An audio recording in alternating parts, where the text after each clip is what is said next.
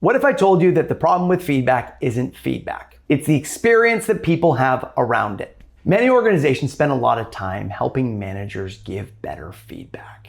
But if employees dread their performance reviews, don't want to ask for input, and when they get it, it's more destructive than it is developmental, then it's rarely a quality of feedback problem. It's more often a quality of relationship and process around it problem. So in this video, I'm going to share 6 simple things that managers can do to improve the employee experience of feedback so it's something that they look forward to instead of something that they fear.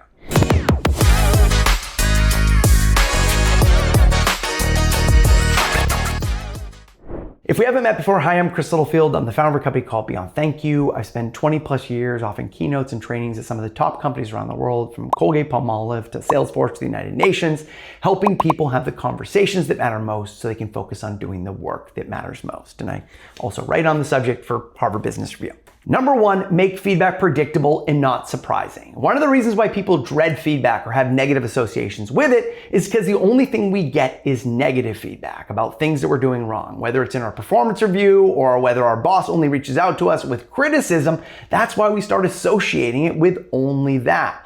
So we need to normalize feedback by baking it into everything that we do. Whether it's asking questions in meetings and inviting input, hey, what's working, what's not working as well as we'd like it to? Hey, how do you think we could improve on this? Or what are your ideas for that? If we're asking questions and giving and receiving feedback on a regular basis, it normalizes that and makes it part of everything that we do. So when we do need to give more challenging feedback, people are used to it because it's part of our culture. Number 2, build trust before you need it. Feedback is never just about the words we say. They're always filtered through the relationships that we've built. And what most people don't realize about trust is that trust is not a result that we produce with one-off actions. It's a status that somebody else grants us based on their experience of us over time. And if you think about it, there's like an invisible rope between us. And our actions either strengthen that rope or they fray it.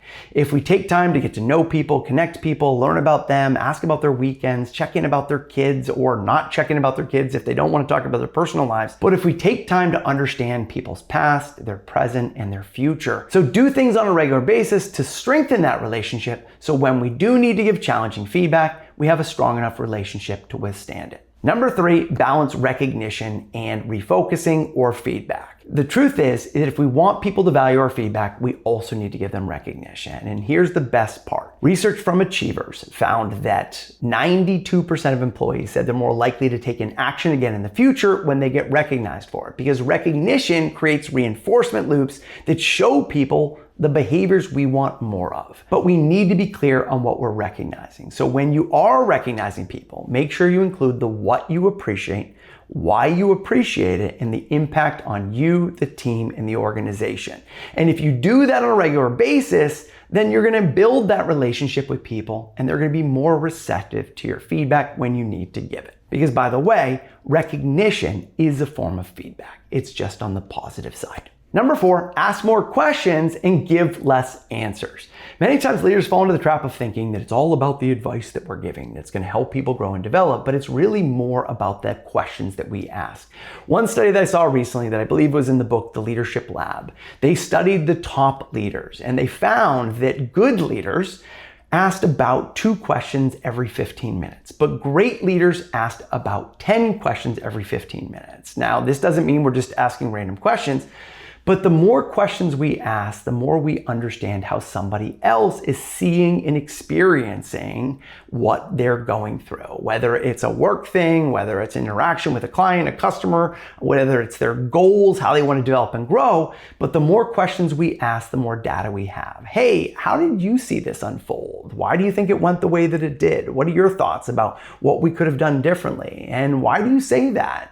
What may I not be seeing about this whole situation and how it unfolded? The more questions you ask, the more data you have. And the best part is the questions we ask help the employee take ownership over the situation, their growth, and their development, and help create that learning culture. Number 5, focus more on the future than the past. The truth is, whatever happened, that person can't change it. So what we want to do is we want to take 10% of the time to be able to talk about what happened, maybe share an example of what we saw, the impact that it had, and then we want to move on to talk about what we're going to do in the future, and then turn that into a discussion using the questions we just talked about in the last section.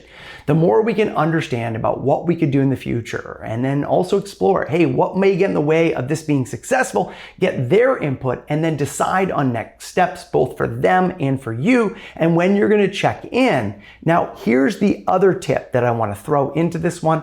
The more you understand about what they want to make happen and their goals for the future, both personally and professionally, the more you can tie that feedback conversation, both the recognition and what you want them to improve, to show them a path towards reaching their personal and professional goals, the more they're going to be bought in taking those actions and taking steps towards them. Number 6, make feedback a two-way street. As leaders, we need to role model the behaviors that we want to see in others. And I think one of the best examples of this is Gary Ridge from WD-40. And if you want to see an interview that I did with Gary, you're going to find that on the channel and put a link to it in the description. Now, Gary was renowned for building a learning culture at WD-40, where he constantly had learning moments. And he invited people to share their examples of things that didn't work. He shared mistakes that he made and what he learned from it. And every single day, Gary shares out a learning moment in an email to everybody who's on his list. Now, if you want to create a learning culture, invite input from other people and make it easy for them to give you input. Hey, on a scale of 1 to 10, how am I doing at supporting you? And they may go a 9, and you say, I think I'm more like a 6. And here are the questions that I have. What do you think about that? And what's one thing I could do to improve?